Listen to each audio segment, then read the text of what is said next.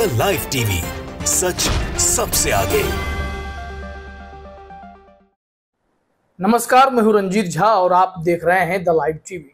Railway station हो या फिर ट्रेनें हो या फिर यूनिवर्सिटी ही क्यों ना हो, हर जगह भगवाकरण करने का जो सिलसिला चल पड़ा है वो थमने का नाम नहीं ले रहा है। इसके अलावा उर्दू में लिखे गए नामों को भी मिटा देने का एक दौर सा चल पड़ा है और ये सब आप भारतीय जनता पार्टी के राज में देख पा रहे हैं। जरा अपने स्क्रीन पर एक तस्वीर देखिए, ये जामिया मिलिया इस्लामिया के सेंटेनरी गेट का है और यह भी आपको थोड़े बहुत तो भगवा रंग में दिखेगा ही। वहीं इसके ऊपर जो लिखा हुआ है, पहले यहाँ उर्दू में भी यह लिखा गया था सेंटेनरी गेट के बारे में, जामिया मिलिया इस्लामिया के बारे में, लेकिन इसे मिटा करके भगवाकरण करने के बाद इसमें सिर्फ अंग्रेजी में नाम लिखा हुआ है। इसको लेकर अब लोग आपत्ति जता रहे हैं।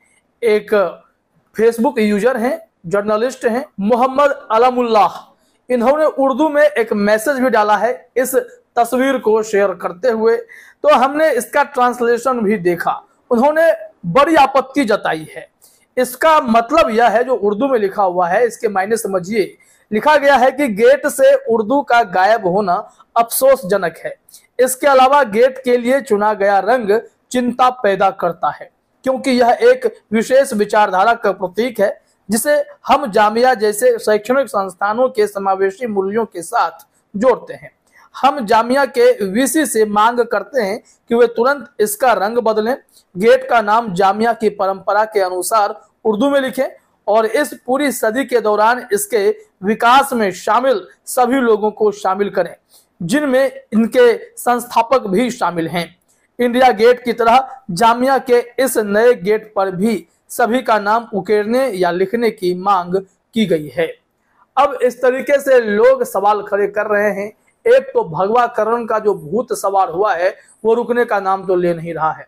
यहाँ तक कि वंदे भारत ट्रेनें, जिसकी हरी झंडी खुद प्रधानमंत्री मोदी दिखाते रहते हैं, लेकिन उस ट्रेन में हरा रंग गायब कर दिया गया, उस ट्रेन में भगवाकरण कर दिया गया है। और जब रेल मंत्री से पूछा गया कि साहब आपने ट्रेन के साथ ये क्यों किया, उन्होंने कहा कि यह तिरंगा से प्रेरित है, लेकिन तिरंगा में तो 3 रंग होते हैं और हरा रंग आपको कहीं दिख रहा है क्या, चक्र कहाँ है। तमाम ऐसे सवाल उठे थे। लेकिन सरकार अगर अपने पर आ जाए और हिंदुत्ववाद को बढ़ावा देने के लिए किसी दूसरे समुदाय धर्म के भावनाओं को आहत करे या उनकी बातों को ना रखा जाए, तो यह भी एक धर्मनिरपेक्ष देश में शोभा तो नहीं देगी ना चीजें। फिर भी जामिया इस्लामिया में जो द्वार आपने देखा, सेंटेनरी द्वार, वहां पर भगवा रंग भी है और उर्दू नाम गायब है, जबकि जामिया की परंपरा है कि वहां पर आप उर्दू में नाम लिखें और लिखना भी चाहिए। जो चीजें चल रही हैं उसे मिटा देने से कौन सी संतुष्टि मिलती है। यह तो सिलसिला बीते 8-9 सालों में चल पड़ा है कि जहां भी मस्जिद है उसे मंदिर बताइए और उसके लिए अदालत का दरवाजा खटखटाइए। जबकि प्लेसेज ऑफ वर्शिप एक्ट जब बना था तभी कह दिया गया था कि आजादी के पहले जो भी मंदिर हो, मस्जिद हो या कोई भी धार्मिक स्थान हो, जिस मुद्रा में है वैसे ही रहेंगे, इसके साथ छेड़छाड़ बर्दाश्त नहीं किया जाएगा। अपवाद में अयोध्या वाले राम मंदिर को छोड़ दिया गया था, लेकिन समय के साथ अब हर किसी को चुनौती दी जा रही है, हर मस्जिद पर टारगेट किया जा रहा है उसे मंदिर बताने के लिए। तो मुसलमानों की आस्था के साथ तो खिलवाड़ लगातार जारी है। इसके अलावा यह दौर भी है जहां मदरसे खूब गिराए जा रहे हैं, दरगाह को, मजारों को निशाना बनाया जा रहा है, इन सब को तोड़ दिया जा रहा है, डिमोलिश किया जा रहा है।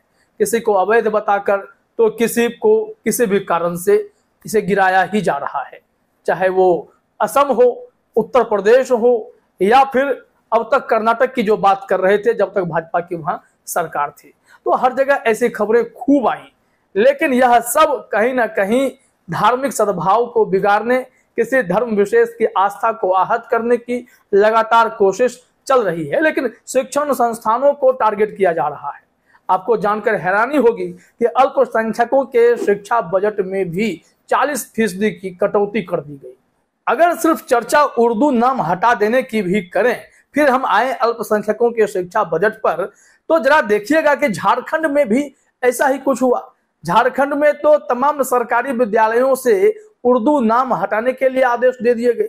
जिसको लेकर भी खूब बवाल मचा था और सरकारें एक्शन में आई थी। लेकिन सवाल यह खड़ा होता है कि उर्दू में अगर नाम लिखा हुआ है तो इससे किसी को आपत्ति क्यों हो जाती है।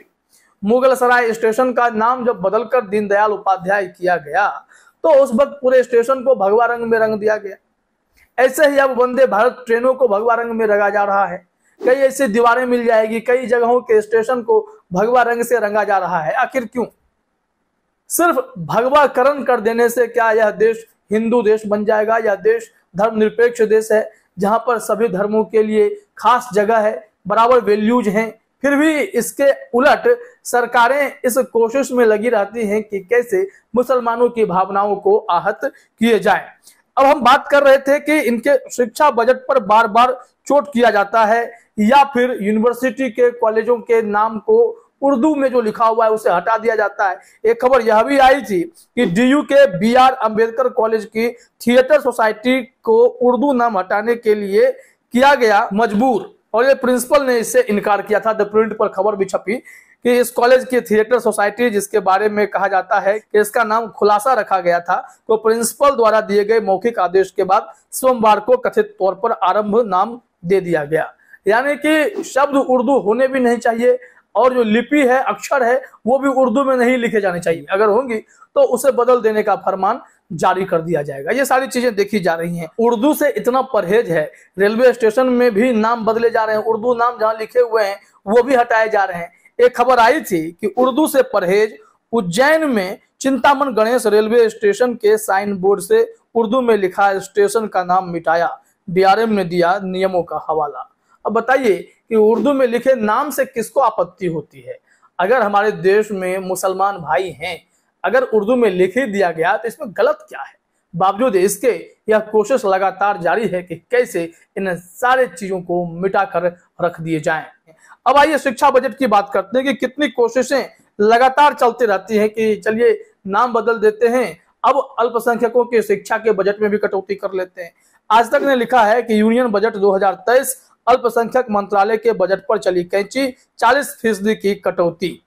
इसमें क्या सब हुआ है जरा अपने स्क्रीन पर देखिए। मोदी सरकार के आखिरी पूर्ण बजट में अल्पसंख्यक कार्य मंत्रालय के बजट में भारी कटौती की गई है। 2023-24 के लिए अल्पसंख्यक मंत्रालय को 3097 करोड़ रुपए का बजट आवंटित किया गया, जबकि 2022-23 के बजट में यह राशि 5020 करोड़ रुपए थी। कहा जा रहा है कि वित्त वर्ष 2022-2023 में सिर्फ 2612 करोड़ रुपए ही खर्च हो पाया था। तो क्या मतलब है कि पैसे कम कर दिए जाएंगे? अगर खर्च नहीं हो पाया था तो कारणों का पता लगाना होगा या फिर बजट कम कर दिया जाएगा। क्या सरकारें इस मानसिकता के साथ काम कर रही हैं कि अल्पसंख्यकों के उत्थान के लिए जो भी बजट आएगा उसे सीधे कम करते जाना है और एक समय ऐसा आएगा जैसे स्कॉलरशिप खत्म कर दिए गए तो इसे भी खत्म कर दिया जाएगा? क्या इस ओर सरकार कदम बढ़ा रही है?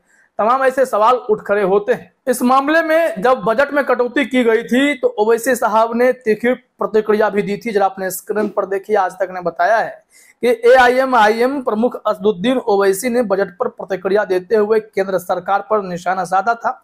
उन्होंने कहा कि मोदी सरकार ने अल्पसंख्यक कार्य मंत्रालय के बजट में 40% की कटौती की है।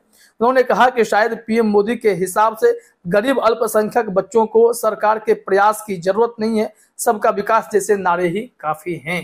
तो इस तरीके से कोशिशें तो खूब हो रही हैं कि कैसे मुसलमानों को प्रताड़ित किए जाएं और फिर मुसलमानों से जुड़ी तमाम चीजों को मिटाया जाना शुरू कर दिया जाए। चाहे फिर वो जामिया मिलिया इस्लामिया के इस गेट की चर्चा हो जहां पर उर्दू में नाम लिखा हुआ होना चाहिए था, उसे गायब कर दिया गया और भगवा रंग में रंग दिया गया। इसको लेकर भी लोगों ने आपत्ति जताई है। अब देखना होगा क्या वाकई में वापसी उर्दू में नाम लिखा जाता है या नहीं। फिलहाल इस वीडियो में इतना ही। आप सभी का हमसे जुड़ने के लिए बहुत बहुत धन्यवाद। द लाइव टीवी, सच सबसे आगे।